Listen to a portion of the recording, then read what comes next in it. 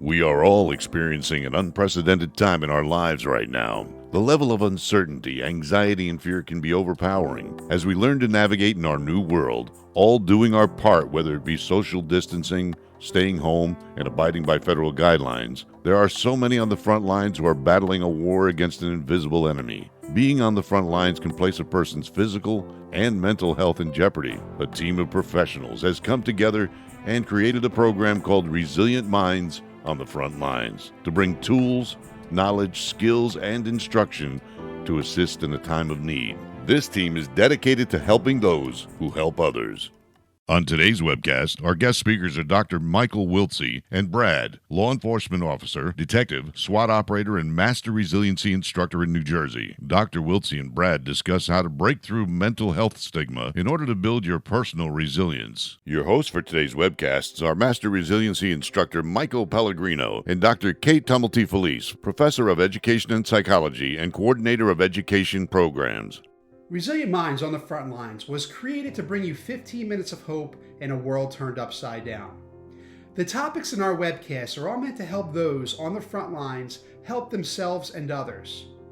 Today, Dr. Michael Wiltsey and Brad focus on stigma and fear being a major obstacle for those on the front lines seeking assistance and help. They discuss how being exposed to the concepts of resilience and incorporating those concepts into daily life can help handle stress both personally and professionally. There is no shame in seeking help if you feel you are in need of it. Be safe, be healthy, be resilient.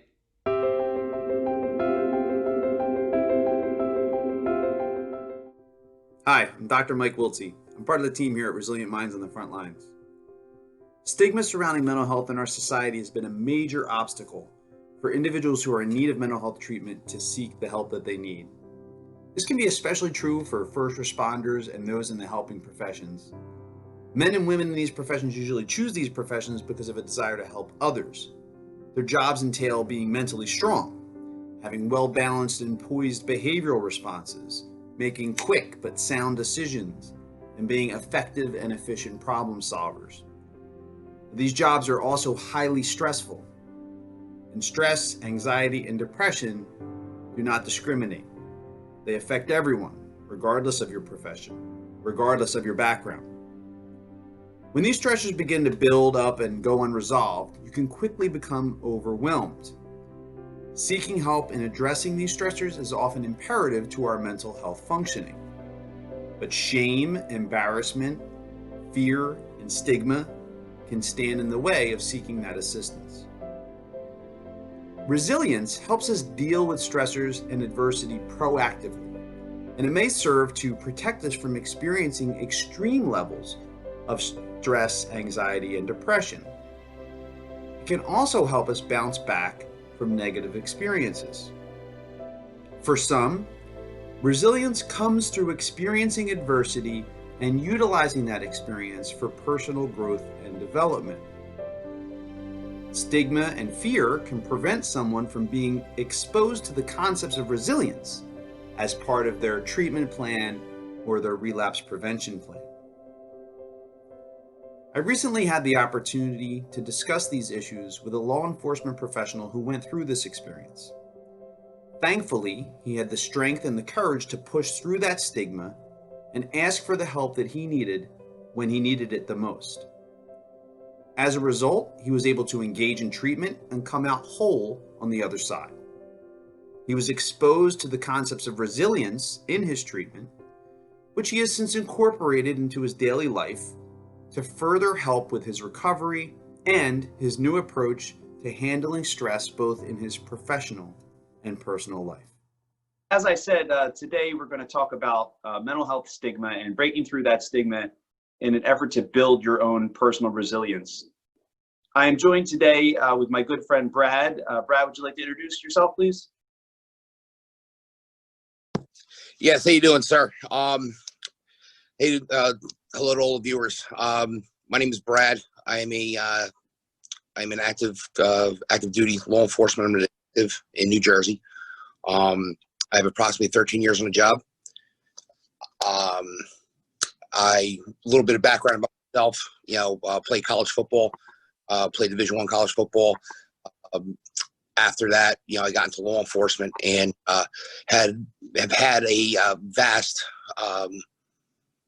number of duty assignments where I investigated organized crime, did narcotics, was in the special victims unit, and I'm also a SWAT operator. So I have basically touched all aspects of law enforcement. But one of the biggest things that I had in my life was I held on to a lot of things from from earlier in my life, and that just got compounded as my career went on, and started seeing things and experiencing things, and not only in work, but also in my personal life too. I'm married, I have 2 children, and the personal life and the work life, just was kind of like a perfect storm for what happened, in my life later on down the road. Thank you very much for sharing all that with our viewers and allowing them to get to know you a little bit. I think really after hearing a little bit about you, our viewers would be really interested in really trying to understand your perspective on the importance of building resilience in your life, and how you personally have embraced the concepts of resilience after you were introduced to those concepts. Yeah, I was first introduced to these concepts approximately 16 months ago. But at that time, some of those concepts stuck, and my old way of thinking, remained. And it wasn't until approximately about 6 months ago when I really started to embrace the concept of resilience. One of the biggest things for me in my life was the gratitude that I had in my life. Every morning when I wake up, I am grateful for 4 things. Number 1, I'm grateful that I woke up, because tomorrow is guaranteed to no one, right? God gave me the gift of waking up to do his will, right? The second thing that I'm grateful for is a healthy family, okay? My 2 boys are healthy. My wife is healthy. That's what I care about. The third thing that I'm grateful for is that I woke up today and I'm sober, okay? Like I said, mentioned earlier, this all started 16 months ago, and I am, 16 months sober. That was part of the demons that I was fighting that led me to come to resiliency lifestyle. And the last thing that I'm grateful for, I'm grateful that I have a job, right? Especially in today's climate, we're going through the COVID, 14, 15% unemployment rate in the United States. I'm grateful I have a job, right? And I can go out there and do what I have to do to serve and protect my community. And then, also, let me add this also in there, another thing that I've also embraced is the spirituality aspect of it, okay? I have become closer to my higher power. They say that, I was religious growing up, raised Roman Catholic, did all the CCD, all the Sunday school, all that stuff. But they say that religion, right, is for people who don't want to hell, right? And spirituality is for people who have been through hell, okay? And I have been through hell, right? And that's where my spirituality comes from, because I know that I am not in control of my life, right? I know that there is a plan for me, okay? And I am comfortable with that plan. And once I was able to give my thinking up to my higher power, okay, things became a lot easier in my life. I don't carry around that much weight anymore, right? I mean, physically I do, right? But, mentally, I don't carry that weight around. I'm a lot happier. This has got me much less angry, because 16 months ago, you did not want to be around me, especially when I was drunk, right? You get a angry, drunk redhead. Oh, that's a bad combo. So the anger has gone, right? And it is just a much better lifestyle that I am living. I am, just like I said, grateful. for everything I have in my life now. So that's fantastic, to hear. And every time I speak to you, bro, it's it's inspirational, man. And I know a lot of people out there who are listening just to that right now are likely inspired as well. And one of the things that we struggle with as a culture in general, in our American culture, and in general, and specifically as applied to the law enforcement culture, is the concept of stigma that's associated with mental health concerns, or any kind of just being subjected to or feeling stressed or feeling overwhelmed or feeling symptoms that are of depression or anxiety or any of those types of things. And I think the viewers would love to hear about your personal thoughts on stigma and how you broke through that wall that often keeps people from getting the help that they need in moments of help, but also may serve as a wall to embracing the resiliency concepts and mindset that can protect you further. This is one of the biggest things that we have in our culture as police officers, also out there in the military culture, and any first responder, culture, is that stigma that if you raise your hand, that if something's wrong with you, that you're no good anymore, right? Throw you away. The way I look at it is this. We as law enforcement, I look at us as, high-priced sports cars, right? Like a Lamborghini. Because throughout our career, a lot of money is invested in us, okay? Probably $250,000, $500,000 in training, everything else, equipment, all that stuff is invested in us throughout a 25, 30-year career. Now, if a Lamborghini breaks down, blows its transmission, okay, are you going to throw that Lamborghini away? No, you're going to take it to the shop, put a new engine in it, put a new transmission in it, whatever, and you're going to take it back out on the road, and it's going to be serviceable again. You can use it. That's the way this needs to be, okay?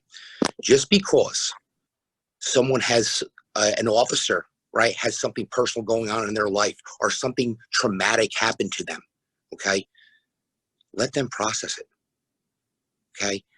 They are not broken. They just need to be repaired. And the way you repair it is by letting them go to, if they need to go to rehab, let them go to rehab. If they need to go to therapy, let them go to therapy. If they need to go to an IOP program, let them attend that, okay? We need to support our officers, right? We need to support our brothers and sisters, okay? And that comes from the top down, all right? This is a great program that we're rolling out, because it shows that the Attorney General from the highest levels is supporting this, okay? For me, if you were to look at me, I'm 6'5", 300 pounds, played Division I college football, added up, right? Big guy, shaved head, beard, right? You would think I got it all together, but no, I was broken inside. I was broken. And I reached out for help, and I got the help I needed, right?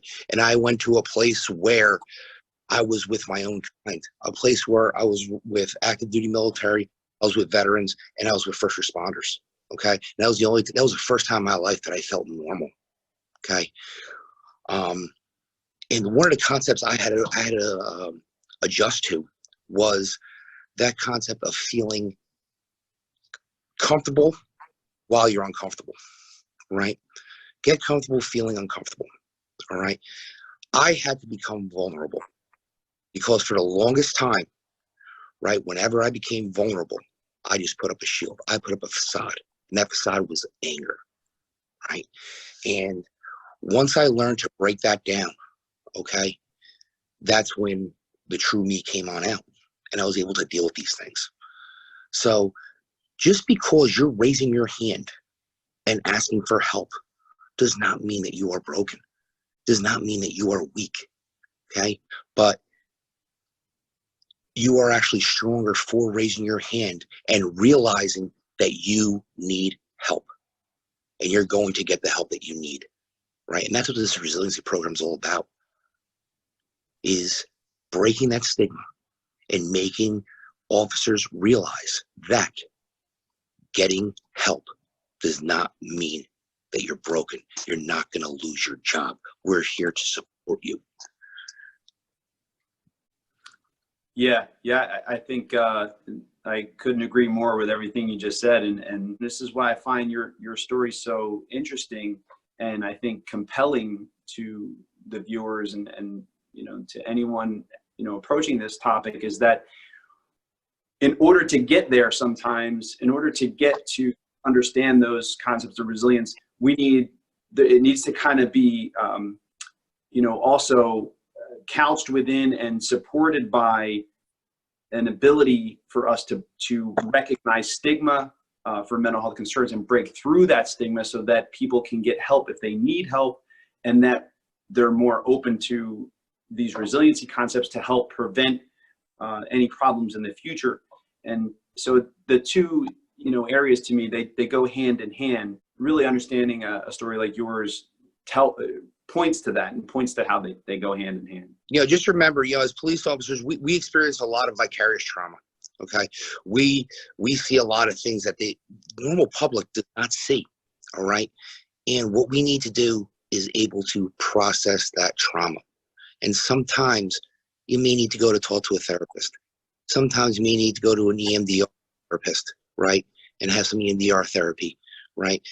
You just need to take care of yourself, because if you don't take care of yourself, it's just like a car. You don't change the oil in your car. You don't change the tires in your car. It's not going to work, right? And we're all, nowadays cops are all worried about, getting fit, being big, strong, all that stuff, right? That doesn't mean anything unless you're not strong up here, right? This is where everything starts, up here. All right, brother. Well, I again appreciate you so much for joining me today and sharing your story and your insights with our viewers, that I am sure they will find interesting, inspirational, and hopefully helpful as we continue to put out some of these videos on the Resilient Minds webcast. Well, thank you very much, sir. I appreciate the opportunity to talk. Hi, I'm Dr. Kate Tumulty-Felice. Thank you, Lieutenant Wiltsey and Brad, for a powerful talk today about stigma and its role in our overall resiliency. Resiliency is the power to bounce back from adverse experiences and to grow from those experiences. But stigma prevents us from benefiting from that post-traumatic growth. That can be compounded by the trauma that we face, not only in our jobs, in what we see and experience and have to handle, but also the cumulative impact of autobiographical and historic trauma. We can carry trauma not only from our own childhood, but as far back as 4 generations in our family that affect our overall growth and development. So when we take that compounded trauma and we think that we're facing experiences that trigger the traumas that we carry within, it becomes really difficult to overcome stigma, seek help, and benefit from post-traumatic growth that is so important in our resiliency. How we frame those experiences is super important. Brad talked about getting comfortable with being uncomfortable, and I think that's key. Martin Seligman, the preeminent theorist in positive psychology who provides the framework for resiliency, said that while you can't control your experiences, you can control your explanations of those experiences, how we frame them, how we look at them. Further, he said, emotions and actions don't follow adversity directly. Rather, they issue directly from your feelings about adversity. And that's a good thing, because we're seeking hope, and hope lies in our power to frame out those experiences and to shape and critically think about our feelings about the adversity we're through. So Seligman said we engage in a process called disputation. And this is where we look at the experiences that arise from our adversity. And first we look at them critically and say, is this belief right? Is it accurate? There's power in that, because if it's right, if it really is what we think it is, then we have the power to change that, to fix it, to say, okay, this is right, this is bad. How do I change that? Do I seek help? Do I change a policy? Do I help somebody else? Do I communicate differently? Do I interact differently in my home? So there's power in that. But we can also, in disputation, look at it and say, are we completely accurate in how we're framing this experience? And a lot of times we're not.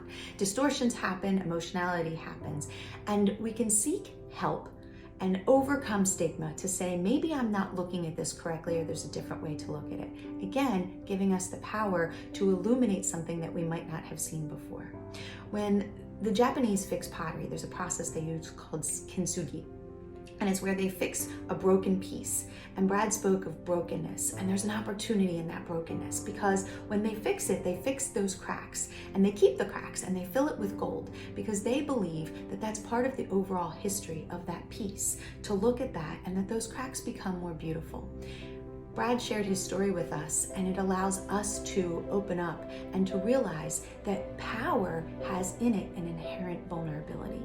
And when we can look at that and look at our own trauma and the experiences we face and the things we have to see, it helps other people, because it allows us to be vulnerable to share in that with them. Our ability to overcome stigma builds our resiliency and helps us help others. And that's our goal here. Thank you, Lieutenant Wiltsey and Brad, for sharing with us that insight and allowing us to look at things a little bit differently and see the inherent beauty in our ability to grow. Be safe, be healthy, be resilient. Thank you. During the COVID-19 pandemic crisis, your mental health is vital. Please see the resources listed here as well as on our website at onthefrontlines.us. You are not alone.